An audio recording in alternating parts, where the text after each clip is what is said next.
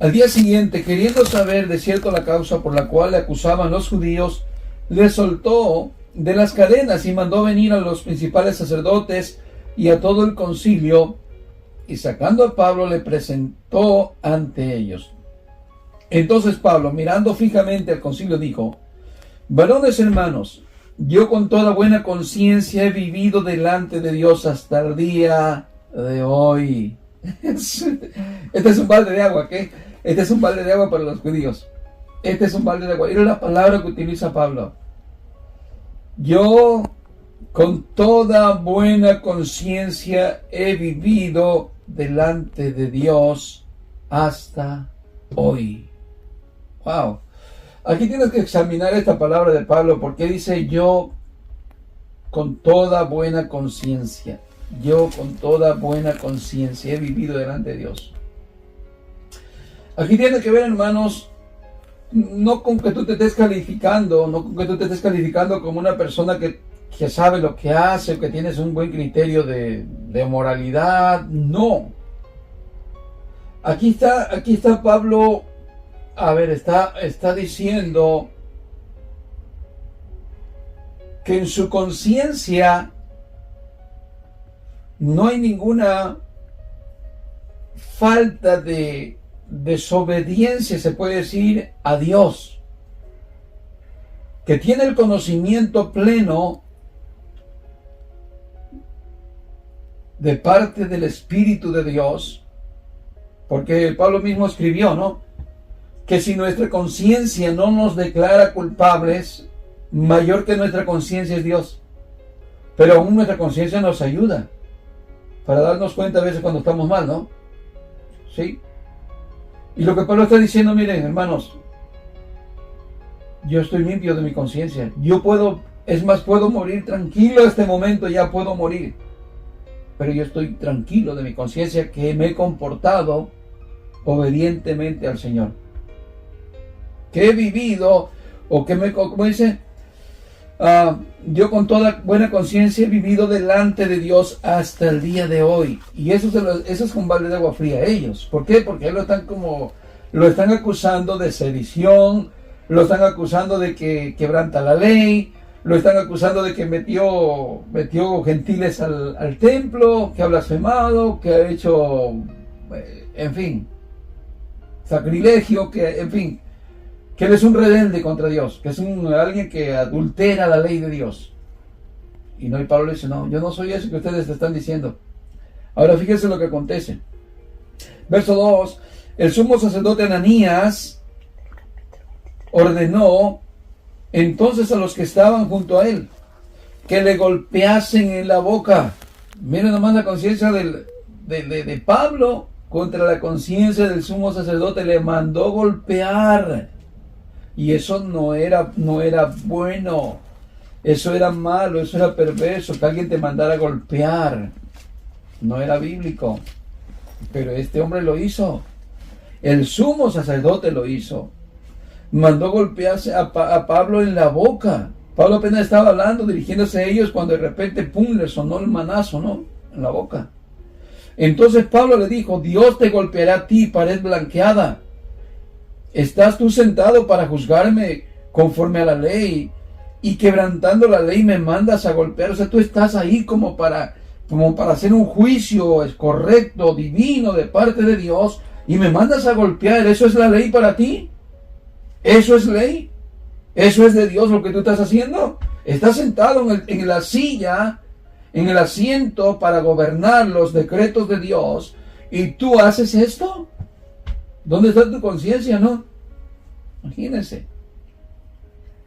Y Pablo, aquí miren hermanos, aquí tenemos que ver algo. Pablo tenía errores, hermanos. Pablo tenía errores. Pablo no es Jesús. Jesús no cometió ningún error. ¿Se recuerdan cuando a Jesús le golpearon? ¿Verdad que Jesús no reaccionó así como Pablo cuando le golpeaban? No. Pero Pablo no es Jesús. ¿Qué nos muestra aquí, hermanos? Que Pablo es un hombre humano. Que Pablo es un hombre débil. Pablo es un hombre que tiene fallas. Pablo es un hombre que tiene errores. No es perfecto, Pablo. De hecho, aquí hasta les va a pedir disculpas más adelantito. ¿Por qué? Porque él está actuando, si se puede decir, como una acción de defensa, que porque él está pegando. Entonces Pablo no es perfecto, tal vez no tenía que hablar, tal vez no tenía que decir eso, pero Pablo está actuando como un hombre también que se siente, hermanos, aludido, que se siente indefenso, que se mira como que no puede defenderse y están todos contra él. Muy bien, entonces Pablo le dijo, Dios te golpeará a ti, pared blanqueada. Y es con signo de interrogación, es un grito. Muy bien, entonces verso 4. Los que estaban presentes dijeron, ¿al sumo sacerdote de Dios injurias? Pablo dijo, no sabía, hermanos, que era el sumo sacerdote, pues escrito está, no maldecirás a un príncipe de tu pueblo. Eso está escrito en la ley. Que tú no podías hablar en contra de un sacerdote, en contra de un líder, líder de Dios, un líder espiritual, no podías, no debías. Entonces Pablo no sabía, yo no sé si porque lo habían arrastrado, no podía ver bien o no sé qué pasó, pero no se había dado cuenta que el que lo mandó golpear fue el sumo sacerdote. Entonces Pablo va a dar cuenta que dictó una sentencia de muerte. Como si alguien nos hace, le dice algo. Imagínate que alguien te dice algo a ti y te ofende y tú le dices, te vas a ir al infierno, hijo del diablo, y te espera allá el tormento, allá la vas a ver, ¿no? O sea, dictas una sentencia. Así Pablo está actuando como dictando una sentencia por su sentimiento. Pero Pablo no es Jesús. Entendamos, Pablo no es Jesús. Jesús aguantó todo porque Jesús es Dios. Pero Pablo es un humano.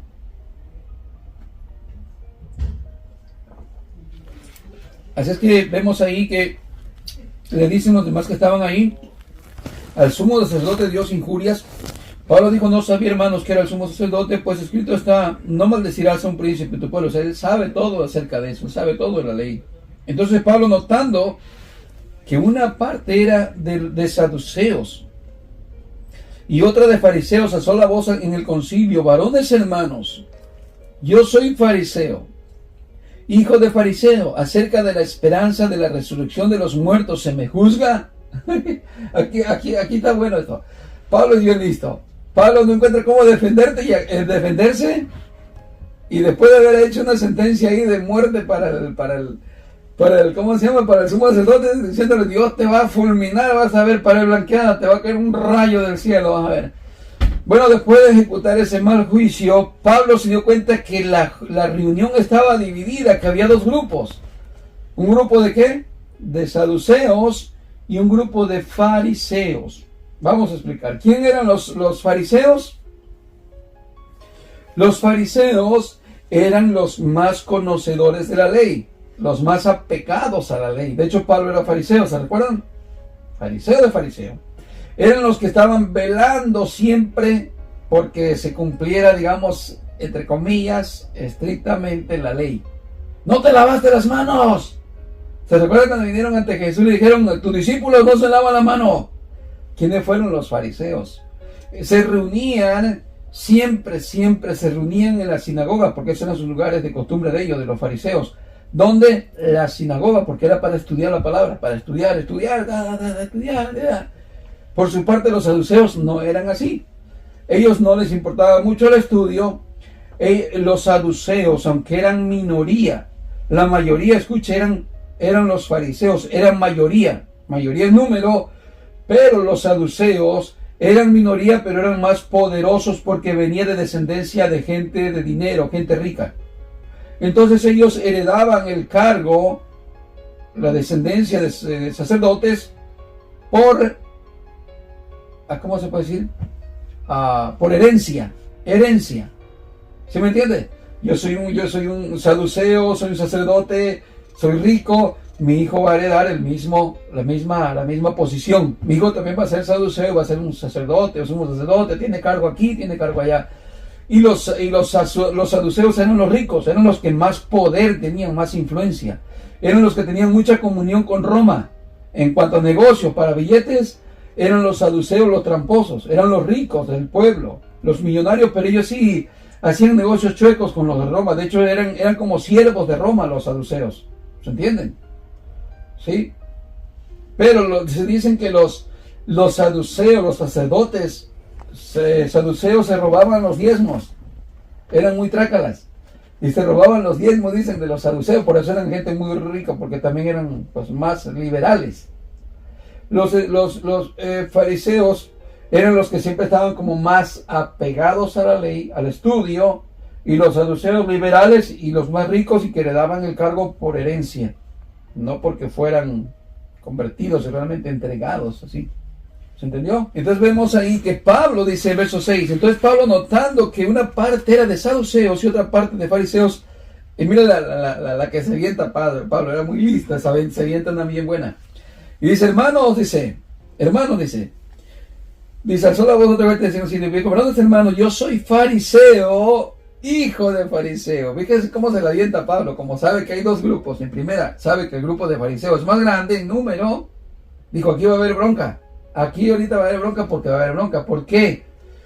Porque los fariseos sí creían en la resurrección y creían en los ángeles. ¿Se entiende? Los fariseos sí creían en las apariciones de Dios, o que los ángeles venían como mensajeros de Dios, mientras que los saduceos no creían en ángeles ni creían en la resurrección, sino que decían que hay que disfrutar la vida porque aquí se acaba el cuerpecito, aquí se queda en la tierra, ya no hay más, solamente pásala bien. Ellos no creían en la resurrección. Y Pablo se la juega con esta diciendo, yo soy fariseo, hijo de fariseo, acerca de la esperanza y de la resurrección de los muertos se me juzga. Esto dividió a la reunión. ¿Por qué? Porque a pesar de que los fariseos estaban siendo apoyados por los saduceos, porque eran minoría, al momento que habla de la resurrección y de la esperanza, de que, bueno, él cree en esa misma línea que ellos, ¡pum!, se divide. En ese momento se divide. Y dijeron los fariseos, pues estaremos muy juntos aquí entre ustedes, nosotros saduceos y nosotros fariseos. Pero aquí sí aquí chocamos porque ustedes no creen en la resurrección. Y Pablo sí cree en la resurrección. Nosotros creemos en la resurrección. Y ahí es donde se funda el Evangelio. El Evangelio consiste en la muerte y resurrección de Jesús como la viva esperanza para todo creyente. Todo creyente, todo cristiano tiene por segura la resurrección de los muertos. ¿Sí? Muy bien. Verso 7. Cuando dijo esto, se produjo disensión entre los fariseos y los saduceos, y la asamblea se dividió, porque los saduceos dicen que no hay ángeles, o que no hay resurrección, ni ángel, ni espíritu. Pero los fariseos afirman estas cosas. Hubo gran vocerío, y levantándose los escribas de la parte de los fariseos, contendían diciendo, ningún mal hallamos en este hombre. Mire, lo que primero estaban arrastrándolo y matándolo, ahora ya se hicieron de parte de Pablo. Mire lo que logra Pablo, ¿no? Ahora los fariseos, que es mayoría el número, dice, ningún mal hallamos en este hombre.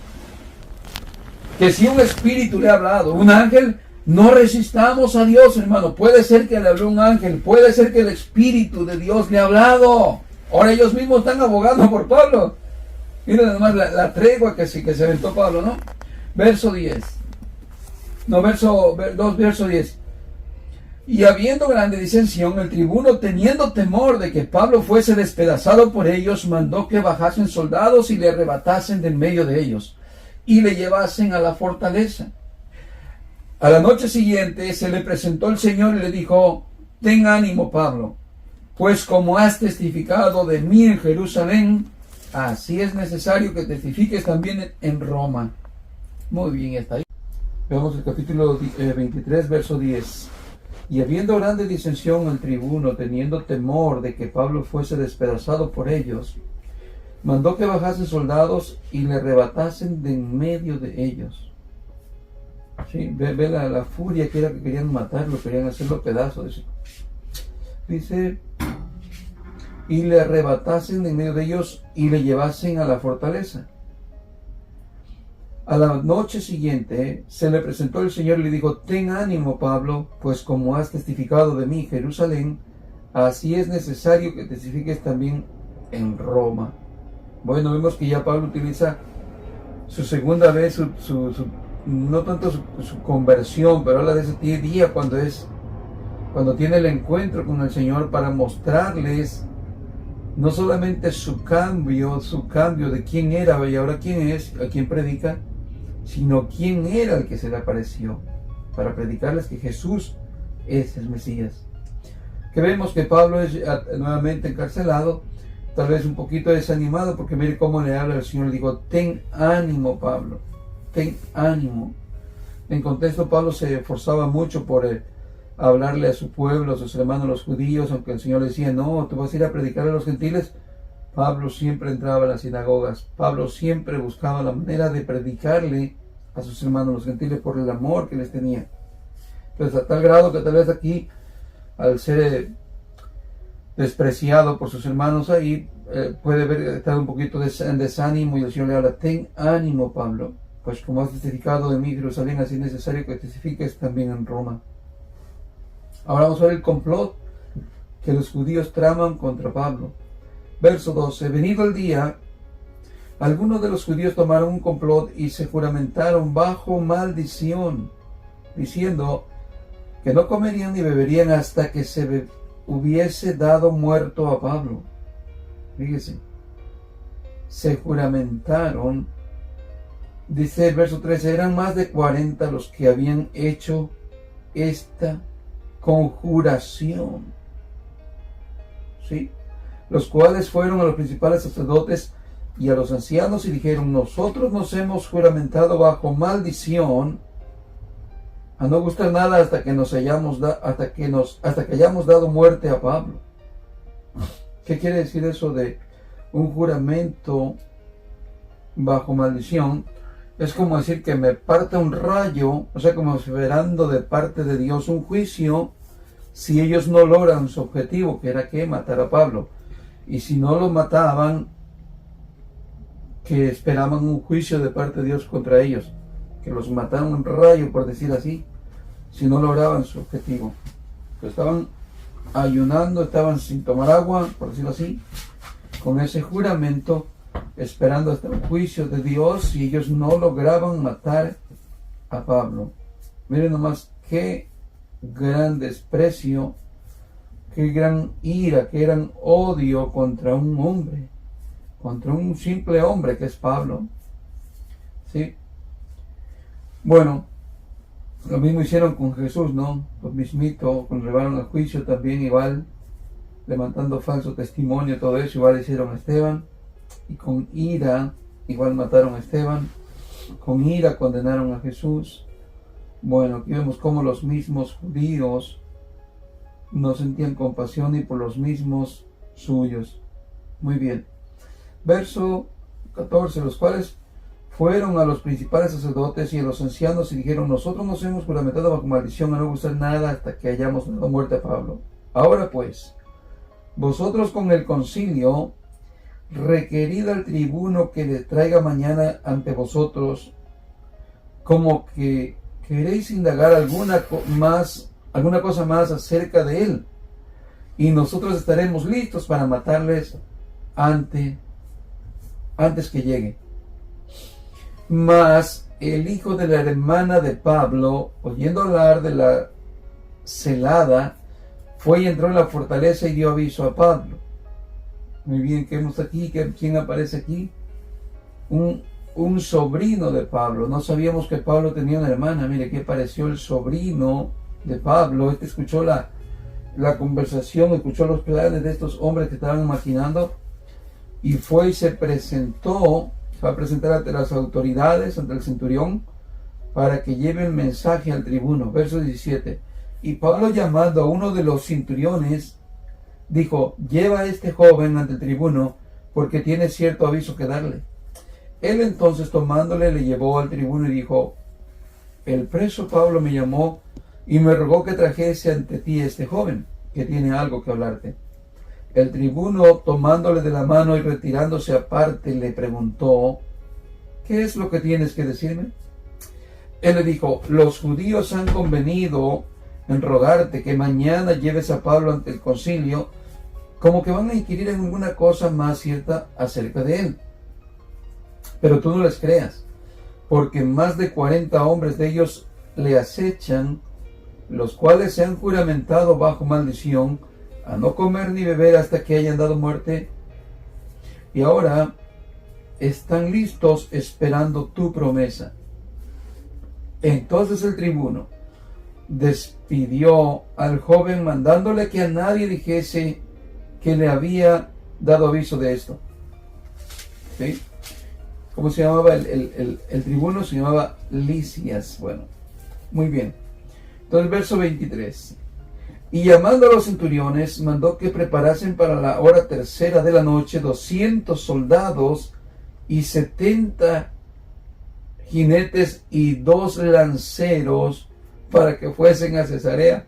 Esto me huele a un armamento, ¿no? Dice, imagínense, ¿no?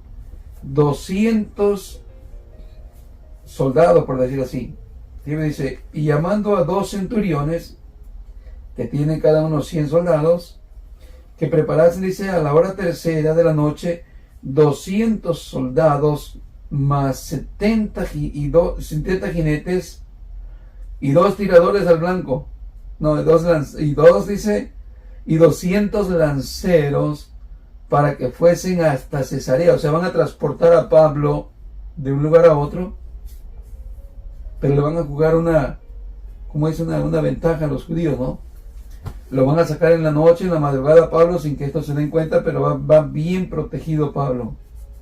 Imagínense, este hombre Lisias, después de que había descubierto que Pablo no era un cualquiera, sino que cuando Pablo le habla en griego, dice, le da a entender que no solamente no es cualquiera, sino que es un hombre educado, es un hombre capacitado, es un hombre de educación, pero luego descubre que es un ciudadano romano, y ahora como que este Lisias como que se siente como apenado con él después de haberlo juzgado, porque él podía hasta perder su ciudadanía por haber juzgado a un ciudadano romano para azotarle sin darse cuenta que era un ciudadano romano. Así es que ahora como este Lisias como que se siente en compromiso de ayudar a Pablo, también lo mira inocente, no lo mira culpable tampoco, ¿no? Y a ver la treta que le tenían los judíos, pues lo protege para llevarlo al gobernador Félix. ¿Sí? Muy bien. Vemos entonces en el capítulo 23, verso 24. Y que preparasen cabalgadura en que poniendo a Pablo le llevasen en salvo a Félix, el gobernador. Muy bien. ¿Quién era este gobernador? Era Félix, así se llamó Félix, uno que estuvo después de Poncio Pilato. ¿Se recuerdan quién fue el que enjuició a Jesús? Fue Poncio Pilato, pero ya Pilato ya no estaba aquí, ya el siguiente que quedó gobernando, este gobernador era Félix, era otro que estaba ya en lugar de Poncio Pilato.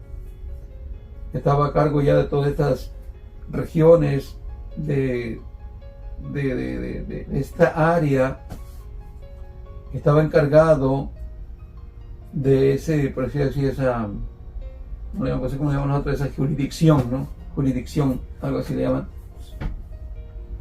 Muy bien, verso 25, y escribió una carta en estos términos, ¿sí? Claudio Lisias, así se llamaba, Claudio Lisias, ese era el nombre de este jefe de los soldados y de los centuriones. Este tribuno se llamaba Claudio Lisias. Al excelentísimo gobernador Félix, salud. Dice, este hombre, aprendido por los judíos y que iban ellos a matar, lo libré yo acudiendo con la tropa, habiendo sabido que era ciudadano romano, y queriendo saber la causa por qué le acusaban, le llevé al concilio de ellos, y hallé que le acusaban de cuestiones de la ley de ellos, pero que ningún delito tenía digno de muerte o de prisión. ¿Sí? Bueno, aquí como que le echó un verbo bien bonito, ¿no? Fíjese cómo le habla, dice el excelentísimo, o sea, eso es como congraciarse con su jefe pero como que se para el cuello como diciendo, mire, yo soy un buen gobernador, tengo todo en control, tú me tienes que dar un voto por lo que hago. Yo salvé a Pablo, acuérdese que cuando estaba allá, en verdad también lo quería como azotar, lo quería condenar también, pero él se la da aquí como que todo lo hizo perfecto, ¿no? Aquí como que en la carta le está dando mucha salsa, le está poniendo su salsa a sus tacos, ¿no? Bueno, dice verso 30, pero al ser avisado de acechanzas de los que los judíos habían tenido contra este hombre, al punto que le he enviado a ti, intimando también a los acusadores que traten delante de ti lo que tengan contra él. Pásalo bien. Y los soldados, tomando a Pablo como se les ordenó, le llevaron de noche a Antipatris. Y al día siguiente, dejándolo a los jinetes que fuesen con él, volvieron a la fortaleza. Cuando aquellos llegaron a Cesarea y dieron la carta al gobernador, presentaron también a Pablo delante de él. Y el gobernador leía la carta. Leída la carta, preguntó de qué provincia era, y habiendo entendido que era de Cilicia, le dijo: te oiré cuando vengan tus acusadores, y mandó que le custodiasen en el pretorio de Herodes. Esta ciudad era algo de prestigio, Cilicia, esto correspondía a Roma, y se dio cuenta entonces que él era romano, que Pablo era romano, se dio cuenta el gobernador Félix. Muy bien. Entonces, ¿qué hizo? Lo custodió en donde dice, en el pretorio de Herodes. Este hombre va a actuar con una mala justicia, va a utilizar mal la justicia, porque este hombre Félix, también encontrando a Pablo no culpable, siendo un hombre sin culpa, creo que lo tuvo como 2 años o más de 2 años retenido ahí en la cárcel, en el pretorio de Herodes, y aún así no hallándolo culpable, pero que vamos a ver un mal uso de la autoridad de los que ejercen autoridades. Muy bien,